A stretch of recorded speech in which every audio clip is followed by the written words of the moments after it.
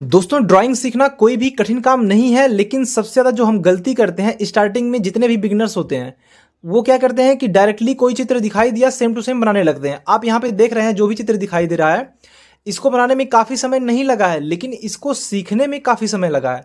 तो कोई भी चीज़ अगर आप सीख रहे हैं तो उस पर्पज़ से मत सीखिए कि आप एक ही दिन में, एक हफ्ते में या एक महीने में एकदम सेम टू सेम किसी चित्र को बनाने लगेंगे। उसका एक प्रोसेस होता है जो कि इस सीरीज में चलाया जाएगा।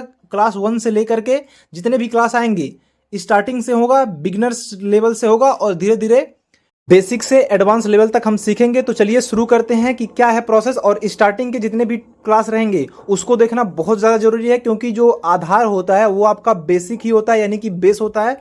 तो ड्राइंग सीखने का जो पहला प्रोसेस होता है वो होता है लाइंस, यानी कि रेखाओं पे आपको सबसे पहले कंट्रोल करना रहता है कि किस तरीके से आपको रेखाओं पे कंट्रोल करना है। सबसे पहले एक सादा पेज लेंगे, बीच में कोई पॉइंट लेंगे और उसके बाद में अपने हाथों से स्ट्रेट लाइन खींचेंगे चारों साइड में।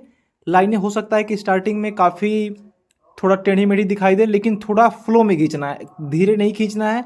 थोड़ा तेज़ी के साथ में आप खींचेंगे तो लाइनें आपकी ऑटोमेटिक सीधी होती जाएंगी। और एक टाइम ऐसा आएगा कि आपकी जो लाइनें जितनी भी रहेंगी आप खींचेंगे तो हमेशा सीधी जाएंगी। तो ये एक प्रैक्टिस है जो आपको डेली करना है। कभी भी आप ड्राइंग बनाइए उससे पहले इस तरीके के कुछ प्रैक्टिस कर लीजिए। देखिए, एक पहला एक्सरसाइज है हाथ का, कि किस तरीके से आपको अपने हाथों को कंट्रोल करना है और चित्र को अच्छी तरीके से बनाना है। जब भी आप चित्र बनाएं उससे पहले इस तरीके की प्रैक्टिस कर लें, सीधी रेखाओं से करना है। और आप जितना फ्लो में रेखाओं को चलाएंगे, पहले तो बीच में एक सेंटर ले लेना है और उसी से होते हुए जिस तरीके से देखते हैं कि सूरज की रोशनी दिखाई देती है, उसी फ्लो में हर साइड, ऊपर नीचे हर साइड में आपको रेखाओं को खींचना है। और ध्यान रहे जब भी आप रेखाएं खींचे तो पेज जो हमारा है, पेज को उलटना पलटना नहीं है, सिर्फ एक जगह पे पेज रहेगा।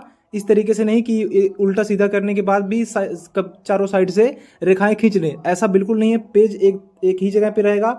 आपको हाथों को सिर्फ कंट्रोल करना है, चाहे दाएं खींचना हो चाहे बाएं, एक ही हाथ से करना है और इस तरीके से एकदम सीधी लाइनों को खींचना है। तो एक टाइम ऐसा आएगा कि जो पेज आपका है वो इस तरीके का एक स्ट्रक्चर बन के तैयार हो जाएगा। और जब आपको ऐसा लगे कि रेखाओं पे आपका जो हाथ का कंट्रोल है वो हो चुका है, तो एक बड़ी रेखा खींच लेनी है और नीचे कुछ पॉइंट से ले लेने हैं और आपस में उन्हीं को देखकर मिलाना है। ध्यान रहे जो पॉइंट है आपका, जो देखने का नज़रिया है सिर्फ उसी पे रहना चाहिए, बगल में नहीं होना चाहिए। तो किसी न किसी तरीके से वो लाइन उसी पे आके मिल जाएंगी, भले ही वो टेढ़ी दिखाई क्यों न दे। लेकिन आपको हाथ का जब प्रैक्टिस किए हैं तो उस तरीके से होना चाहिए। जैसा कि आप देख रहे हैं यहाँ पे एक पॉइंट दाहिने साइड ले रहे हैं और बाएं साइड से उसको मिलाएंगे। तो जो हमारा आँख का पर्सपेक्टिव होगा वो सिर्फ पॉइंट पे रहेगा और उस पर ले जाएंगे। तो रेखाएं थोड़ी बहुत टेढ़ी मेढ़ी होंगी, लेकिन हर बार नहीं होंगी। तो इस तरीके से आपको हर बार पॉइंट देख करके और सीधी तरीके से मिलाएंगे।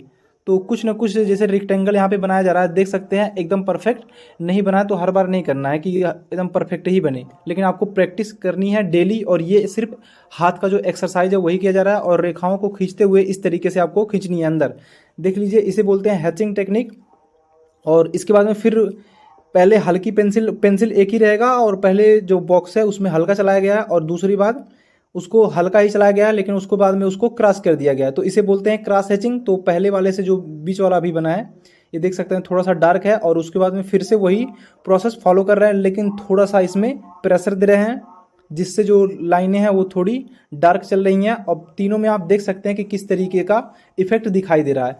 और इसके बाद में देखिए, जो पहला वाला है इसे बोलते हैं हैचिंग और दूसरा वाला जो है इसे बोलते हैं क्रॉस हैचिंग। और डार्क वाला जो प्रोसेस दिखाई दे रहा है, जो हमारा रेक्टेंगल दिखाई दे रहा है अभी जो ड्रॉ कर रहे हैं, उसे आप डबल क्रॉस हैचिंग कह सकते हैं या फिर डार्क इफेक्ट कह सकते हैं। और इसके बाद में एक और प्रोसेस होता है जिसे बोलते हैं टोनल।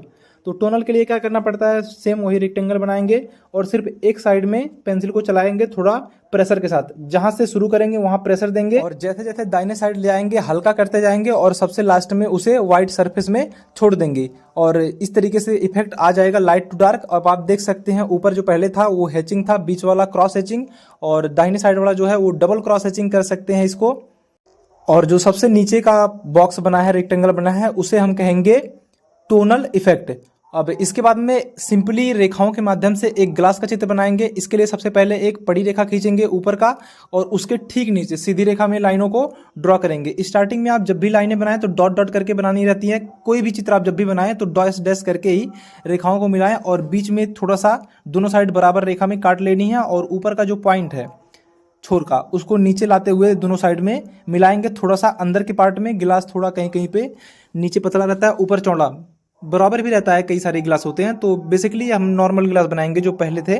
अभी तो मॉडिफाइंग काफ़ी गिलास आ गए हैं। और बीच में एक लाइन खींच लेंगे और ऊपर और नीचे जो मुंह रहेगा उसके लिए थोड़ा सा कर्व लाइनें लेते हुए इस तरीके से पहले पॉइंट कर लेंगे और फिर उसके बाद में ऊपर और नीचे अंडाकार आकृति में उसको मिलाएंगे। और लाइनों को मिलाने के बाद में जो नीचे का पार्ट है, जितना भी रेखाएं खींचे हैं उनको अच्छी तरीके से दोहरा लेनी है। ध्यान रहे काफ़ी प्रेशर में नहीं दोहराना है। और नीचे का जो लाइन है थोड़ा सा कर्व कर लेंगे, यानी कि इस तरीके से थोड़ा सा राउंड में अर्धचंद्राकार आकृति में बना देंगे, यानी कि मिला देंगे लाइनों को अच्छी तरीके से। और ऊपर का जो पार्ट है उसका एक बारी होता है, बारी का जो एक स्ट्रक्चर है उसको भी डैश डैश करके ही पहले रेखाओं को बनाएंगे, क्योंकि ये हमारा चित्र है, प्रैक्टिस नहीं है। तो इसके लिए जो भी पॉइंट बनाएंगे, लाइनें बनाएंगे, उसको पहले डैश डैश करके बनाएंगे और उसके बाद में उसको डार्क कर लेंगे।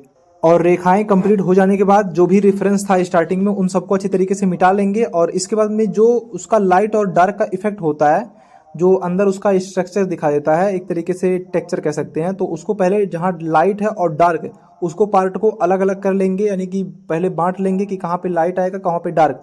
तो यहाँ पे जो बायां साइड है यहाँ पे डार्क सरफेस आएगा। एक इफेक्ट होता है, सामने आप ग्लास को रख कर देख भी सकते हैं। तो वहाँ पे पहले रेखाओं को खींचना है और पहले जिस तरीके से स्टार्टिंग में हैचिंग किए थे फिर क्रॉस हैचिंग करना है, तो उसी तरीके से खींचना है। और थोड़ा सा ध्यान देना है कि इस बार जो रेखाएं अंदर की दिखाई देंगी, थोड़ा सा आप कर्व कर सकते हैं, सीधा भी कर सकते हैं, कोई दिक्कत नहीं होने वाला है। तो इस तरीके से आपको सीधी रेखाएं खींच लेनी है। और जहाँ पे डार्क इफेक्ट है सिर्फ वहाँ पे ही रेखाओं को खींचेंगे, जहाँ पे लाइट इफेक्ट है वहाँ पे रेखाएं बिल्कुल भी नहीं खींचनी है, क्योंकि स्टील का जो बर्तन होते हैं, जितने भी होते हैं, उनमें अचानक से भी कहीं पे लाइट आ जाता है और कहीं पे डार्क आ जाता है। तो जहाँ जहाँ पे लाइट सरफेस है वहाँ पे छोड़ दे रहे हैं और जहाँ पे डार्क सरफेस है वहाँ पे पहले हैचिंग कर रहे हैं, फिर उसके बाद में उसको क्रॉस हैचिंग कर रहे हैं और उसको अच्छी तरीके से धीरे धीरे मिला रहे हैं।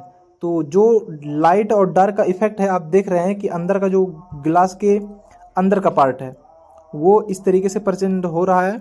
और आप चाहें तो थोड़ा बहुत नीचे का जो छाया दिखाई देती है, यानी कि परछाई होती है, इस तरीके से उसको बना लेंगे।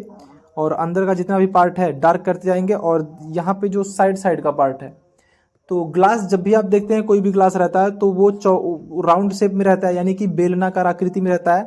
तो जो उभरा हुआ पार्ट है वो आगे ही दिखाई देता है, साइड साइड में थोड़ा डार्क दिखाई देगा। तो डार्क को करने के लिए साइड साइड में पहले लाइनों को खींचेंगे, जैसे कि हैचिंग करेंगे। और जितना भी लाइट का या फिर डार्क का पार्ट है उसको पार्टीशन कर लेंगे। पार्टीशन करने से यही फायदा रहता है कि जिस पार्ट में आपको ज़्यादा डार्क दिखाना है उसी पार्ट में सिर्फ पेंसिल को चलाना है। ध्यान रहे ये एक बेसिक टेक्निक है चित्रकला को सीखने के लिए। आपको सिर्फ और सिर्फ रेखाओं के माध्यम से ही हम इस चित्र को कंप्लीट करेंगे और सीखेंगे। और आप जब भी स्टार्टिंग फेज में आप beginners as a beginners level पे हो तो आपको रेखाओं पे कंट्रोल करना काफ़ी ज़रूरी है। चित्र जो रहेगा वो सेम टू सेम नहीं बनेगा, लेकिन जो भी चित्र बनेगा वो वास्तविकता से उसका संबंध बिल्कुल रहेगा कि हाँ ऐसा होता है।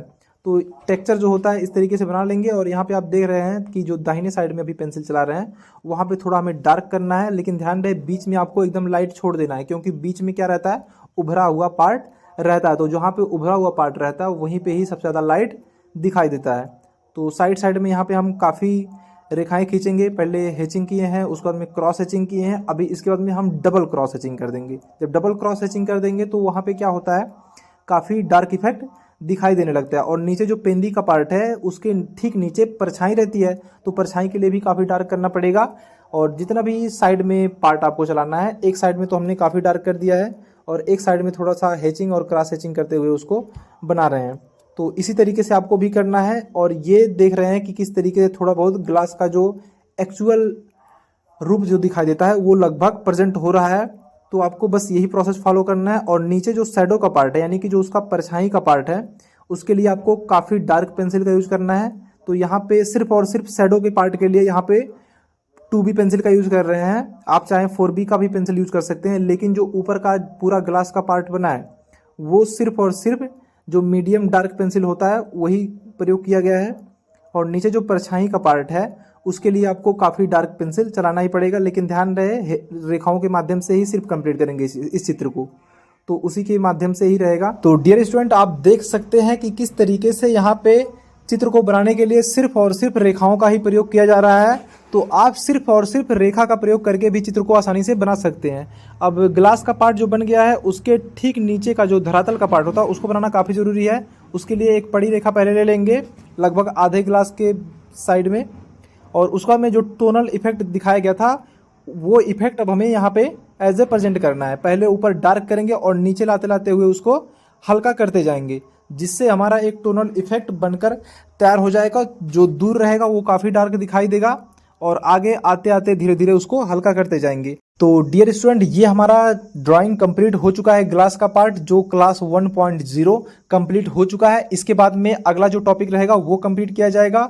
और इस चैनल पे आप अगर आ गए हैं तो स्टेप बाय स्टेप ही आपको सिखाया जाएगा बेसिक टू एडवांस लेवल तक। तो अगर आपने चैनल को सब्सक्राइब नहीं किया है तो सब्सक्राइब कर लें और सीखने के लिए जुड़े रहिए स्टूडेंट आर्ट वर्क के साथ। मिलते हैं अगले वीडियो में।